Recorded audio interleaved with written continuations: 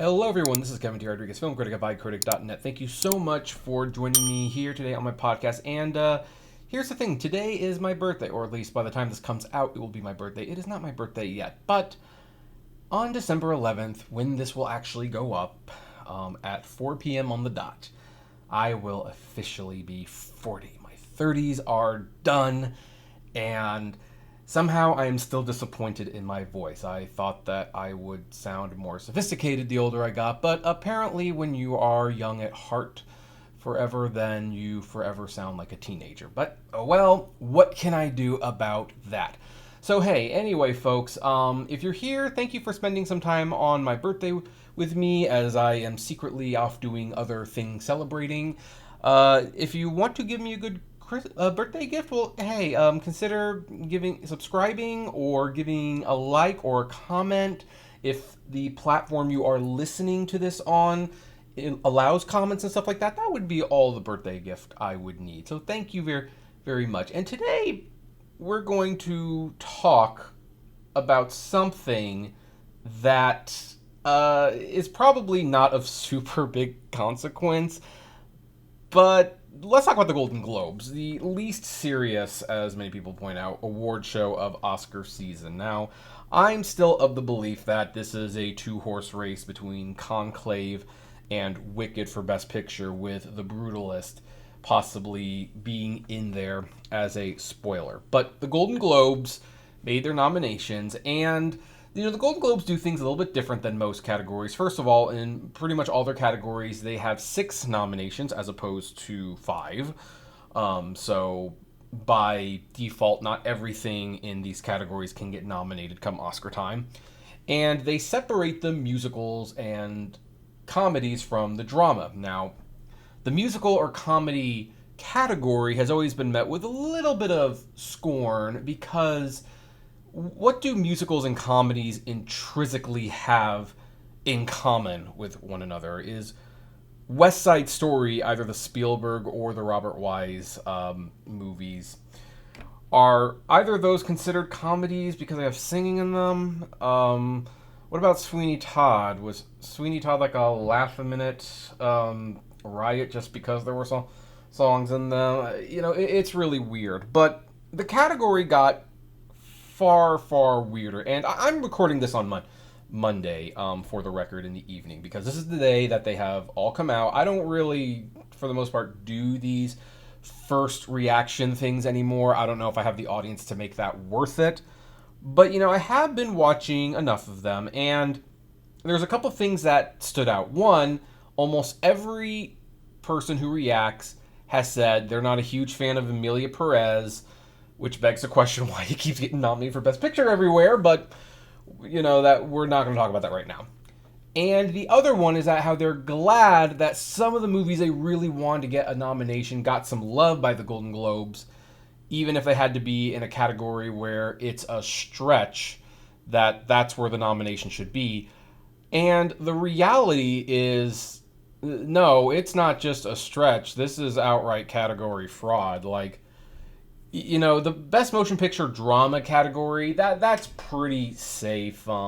They nominate things like The Brutalist, A Complete Unknown, Conclave, Dune Part 2, Nickel Boys, and September 5th. Yeah, makes sense. All dramas, all that jazz. But then you get to the musical and comedy section. And that's where it's like, they're stretching the definition of what a musical and a comedy is quite a bit with these choices, to the point where I actually wonder, should the category just not outright be renamed to Best Genre Film, which, would seem even more weird maybe, because it's like, okay, so why does drama get its own category and then all the other genres get a category? I don't know if that would actually make things worse, but someone's got to actually call them out, even though, again, this is such an unserious topic, but it's my birthday by the time you're listening to this, so just deal with it. Okay, so the nominees for Best Musical or Comedy include, well, we're going to take these one by one. Anora. Now, I just watched Anora a few days ago. Wrote a review on it. It's on Letterboxd. It will be coming to my website next year. My website's kind of getting a bit of a relaunch, if you will, which is why there has not been a lot of activity. But Anora, in my opinion, is a drama. Now, I'll let it slide a little bit because Anora, unlike other movies on this list, actually have funny moments in it. Like, there are scenes that are genuinely funny.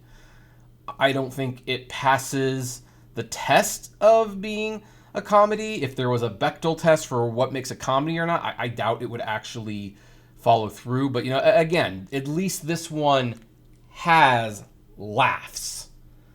Let's move on to the next nomination, Challengers. Did I miss a musical number in Challengers? Because it's not funny. It's, I don't think the game of tennis is intrinsically funny.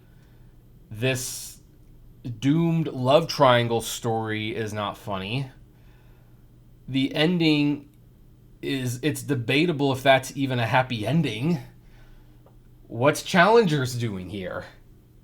It's not a comedy, and it's not a musical. That should be in the drama category. Let's go to the third nomination, Amelia Perez. Okay, in all fairness, this is a musical.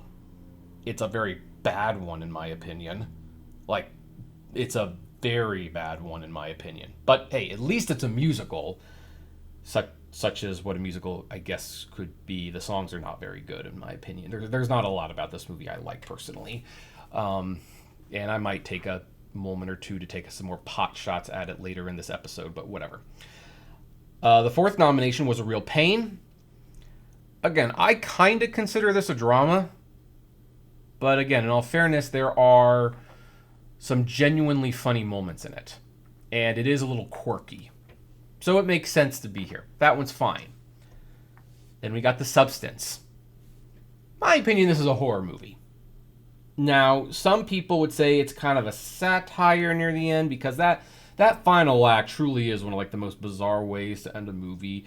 That ending is so baffling that my 4-star review turned into a 1-star review when it was done, because I think they truly botched the ending of that movie. But I would say that's a horror drama movie.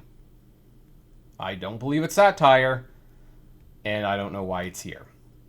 Now, the final nomination is Wicked, and that one needs no introduction. That one actually perfectly deserves to be there. Not only is it a musical, but it's a funny one to boot. So that kind of checks 2 boxes. But yeah, so here you have a category called Best Motion Picture, Musical, or Comedy, and I would say half of the nominations don't fit that bill, with an additional nomination that is debatable. If that's not stretching musical or comedy, I don't know what is. But it doesn't end there. By the way, I will give the Golden Globes props for nominating Flo and Memoir of a Snail for Best Animated Feature Film. I wish they hadn't nominated Moana 2, but whatever. Because then you get into the acting categories. And when it comes to the lead categories, they separate them by drama and musical or comedy. Now, again, with the drama lead performances, they are largely fine. Although I have to say, Coleman Domingo's Best Actor nomination for Sing Sing, that would make more sense as a musical or comedy. And I think that's the only reason it's not in the musical or comedy section. Because, that one could probably qualify as a musical. And even though I'm happy Sebastian Stan got nominated for The Apprentice, that's an interesting one, because I know it is a drama, but it's pretty funny for a lot of the movie. So I don't know, but for the most part, those are fine. But then, of course, you get to the performances by an actor in a musical or comedy, and again, they're sketchy. So let's talk about the actress first, because you have Mickey Madison for Anora in here. I've already stated that seems like a drama, but again, at least there's funny moments in there. But then Demi Moore gets nominated for The Substance. Again, I don't think that's a comedy. What about Zendaya for Challengers? Not a comedic performance. Then you get to actor, and here was a strange one. Here was a really strange one. Hugh Grant gets nominated for Heretic. Heretic is not a comedy. That is a horror movie. Granted, Hugh Grant is definitely a quirky monster, if you will, but that is not a comedy. What is it doing there? It doesn't make any sense. So it's really weird. Now, and then you get into like the supporting actress category, and I'm going to knock on it real briefly. First of all, Selena Gomez should not be nominated for Amelia Perez. She wasn't that good in that movie. And Zoe Saldana actually is really good in Amelia Perez, but that is not a supporting performance. That is a lead performance. And also, Ariana Grande, who was wonderful in Wicked, not a supporting performance, co-lead, category fraud. But at the end of the day, when you look at these comedies, Challengers and The Substance, it's like these are not comedies in the traditional way. And they clearly aren't musicals. But do you want to know what the category probably should have looked at? Well, let's look at the stupid category of cinematic and box office achievement, which I'm not even sure why it's called that. And as people pointed out, Dune 2 was a big cinematic achievement of the year and was nominated for Best Drama of the Year, but it doesn't get nominated here. But here's the thing. Some of the movies that made it inside cinematic and box office achievement were Beetlejuice, Deadpool and Wolverine, Inside Out 2, and The Wild Robot. Those are 4 movies that could qualify as comedy or musical. So, why aren't those in the category? Because, look, here's the thing. As much as I think Deadpool and Wolverine is like a really bad representation of what cinema should be, give it credit. It was hilarious. It was very, very funny.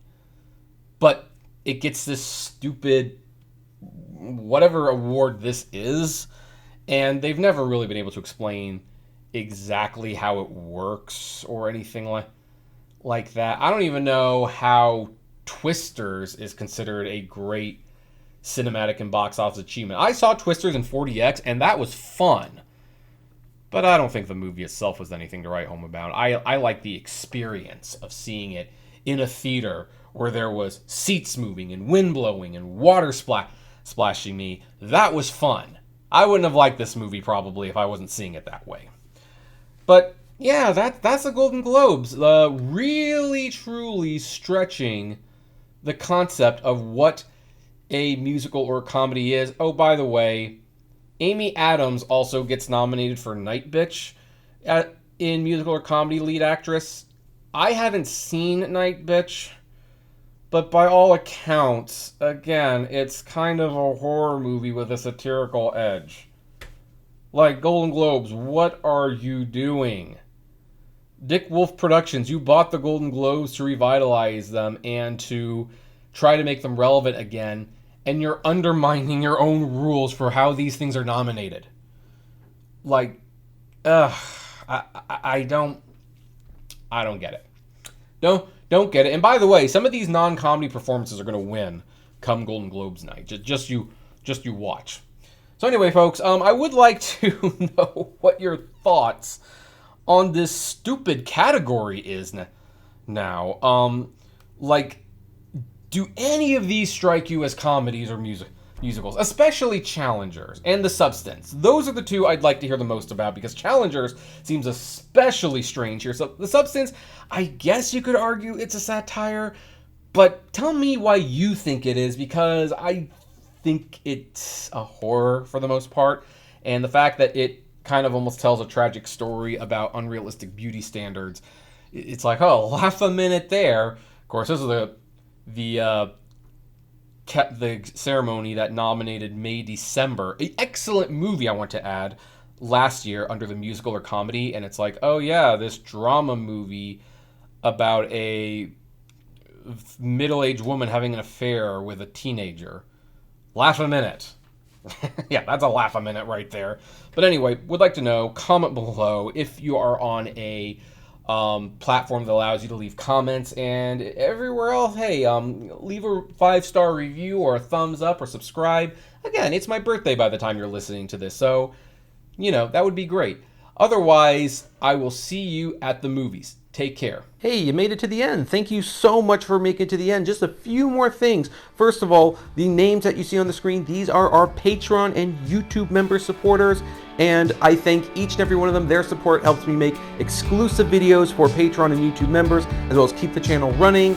And of course, is just of huge kindness to me. Also, don't forget to check out the iCritic-led podcast on Spotify, Apple, Google, Deezer, whatever podcasting service you listen to. It is there.